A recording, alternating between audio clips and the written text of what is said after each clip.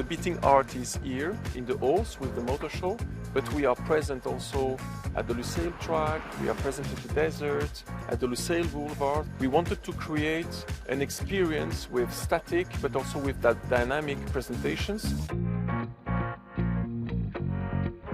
Hello and welcome to Qatar 365 with me, Laila Humaira. On this episode, we've got a need for speed and come face to face with some Hot Wheels leading the way to a greener future. The Geneva International Motor Show has been showcasing the latest trends in the auto industry since 1905. This year, for the first time in its history, it was held outside Switzerland, right here in Qatar. We sent Adel Halim to find out what Gims Qatar was all about.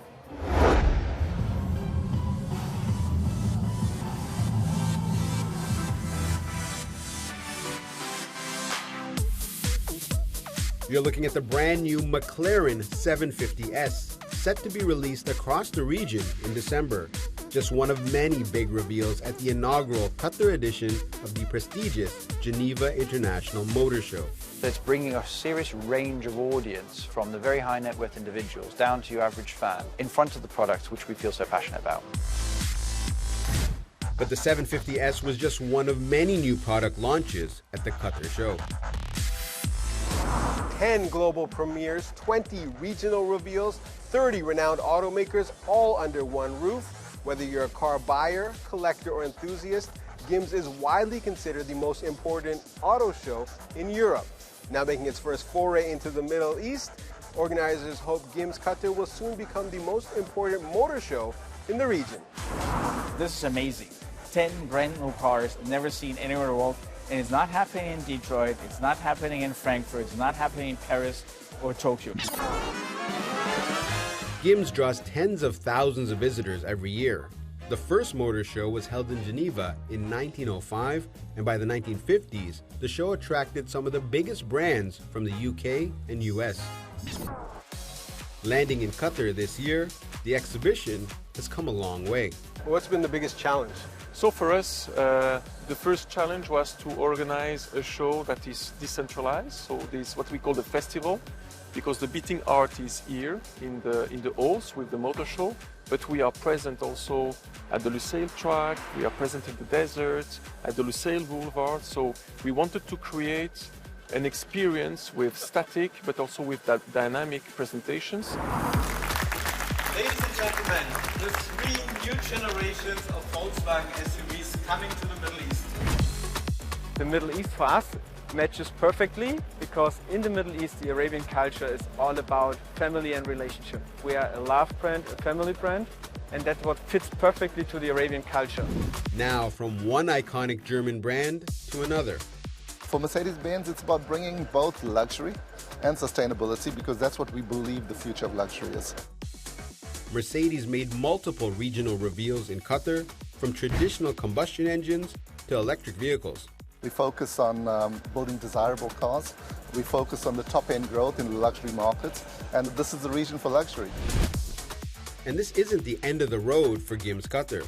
The show will return to Doha every 2 years, coinciding with the Formula One Qatar Grand Prix. For us, it was great to have a global partner, a global brand and their expertise. And so partnering with Geneva was, I think, a very, very smart choice. It's similar in terms of the look, the feel, the professionalism, and that's what makes it so special. Well, those fancy cars can reach impressively top speeds, but can they go as fast as the cars racing on this track? This is the Lusail International Circuit, home of all things motorsports in Qatar. Fresh from hosting another thrilling edition of the Formula One Qatar Grand Prix, the circuit is gearing up to host the motorcycling equivalent, the MotoGP race. I caught up with Amro Al-Hamad, the CEO of Lusail International Circuit, to get his insights on what it takes to keep up with the leading racing tracks of the world. Now, Amro, the circuit has just hosted the successful comeback of the Formula One Grand Prix here in Qatar. How did you feel about the whole event? It was really exciting, welcoming everybody in our new facility. I wouldn't say it is renovated. I would say it's a brand new facility, and we've broken a couple of records here. Number one was actually building the facility or getting the facility ready to host the F1 race in a record time. We've had a huge attendance, 126,000 people over 3 days, compared to 15,000 people a day in 2021. So if that is telling us anything, it's just telling us how motorsports now is becoming like really a popular sport or an event to actually watch in the state of Qatar. Now, that is just the start of the beginning of back-to-back-to-back events for the Lusail International Circuit. Can you share some of those exciting plans? This is absolutely correct. We've just finished now with the 2023 Formula One race. And next we have the MotoGP happening on the 17th to 19th of November 2023, followed by the Middle East and North Africa Karting Championship that's happening in December. And then we move to 2024. We have the prologue for the World Endurance Championship, then the first round of the championship, and followed back again with the MotoGP happening in March.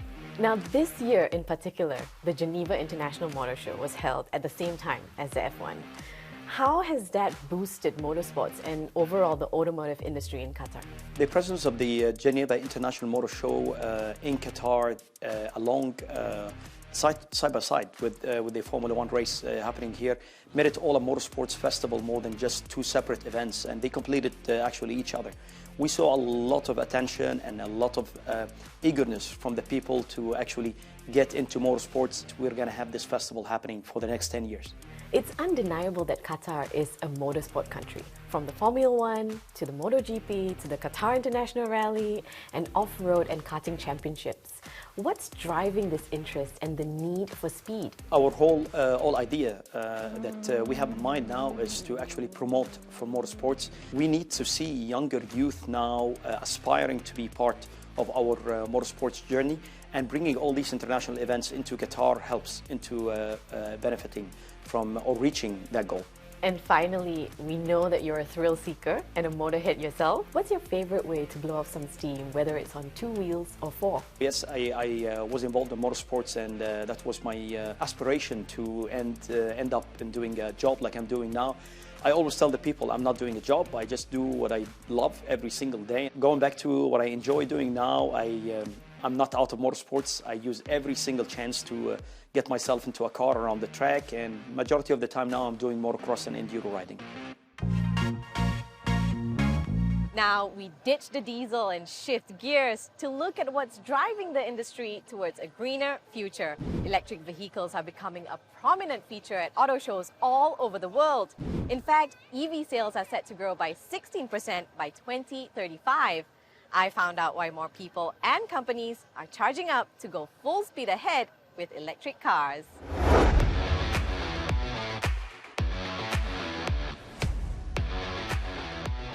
"34 days, 12 countries, 8,000 kilometers, and 2 fully electric Volkswagen ID. Buzz vans." Led by Frank Rindepknecht, 2 crews made the journey from Geneva to Doha to push the limits of electro-mobility.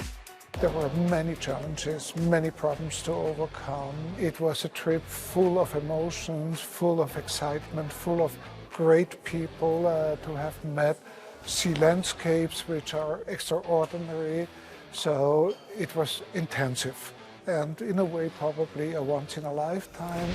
The historic event saw Frank and his team being the first to cross Saudi Arabia from west to east in electric cars. The trip wasn't just a display of pioneering spirit, it also was a resounding success for innovation and electric vehicles. We need to get away from fossil energies to renewable energies. And already this step in the thinking is a big step towards that goal, not just to consume and then evaporate it into the air, but to make it a circular industry. The Volkswagen ID. Buzz may look a little bulky for a long cross-country journey, but it was the obvious choice for the Tour d'Excellence. The ID. Buzz is like an iconic car. It goes back to the 70s, a traveling serving car, and we needed space. We needed space for spare tires, for car checks, and all different kind of things. From vans to cars to even buses like these, electric vehicles are a big feature here at the Geneva International Motor Show. Qatar's Mowasalat unveiled this minibus that's not only fully electric, but also driverless. The buses mark another step in the partnership between Mawasalat and Chinese firm Yutong to boost the use of EV buses for the public. Meanwhile, new and up-and-coming EV brands like Lucid, VinFast and Exceed also unveiled new models, heating up the competition in an increasingly crowded race. Another brand looking to expand its reach in the Middle East is Lynk & Co. Our flagship model is Lynk & Co. 09. This car is a 7-seater SUV, so in this GCC region, I think this car is going to be a huge success. To help them capture the Qatari market, Lynk & Co. is teaming up with Qatar's NBK Group and Autoclass Cars. The renowned dealerships have decades of experience distributing prestigious brands like Mercedes and Harley-Davidson. Lynk & Co. is just more than a car. And for us to have a Lynk & Co. was not just having another brand to our portfolio, despite having lots of competitor in the market. So we wanted to have something different. That's about the connectivity, Eastern-Western connectivity. As more companies accelerate their plans to go big and go green, Frank and his team are all charged up for their next adventure. In our bucket list, we have Patagonia, south of South America. Whether we can do this trip electrically or in a regular car, we don't know yet. But again, what's important about is to dream, and dreaming is great. From the newly upgraded tracks of the Lusail International Circuit to the show-stopping displays at the Geneva International Motor Show, we hope you've enjoyed the ride, but that's all the time we have for now. For more, check out Euronews.com and connect with us through our hashtag. Thanks for watching, and we'll see you next time on Qatar 365.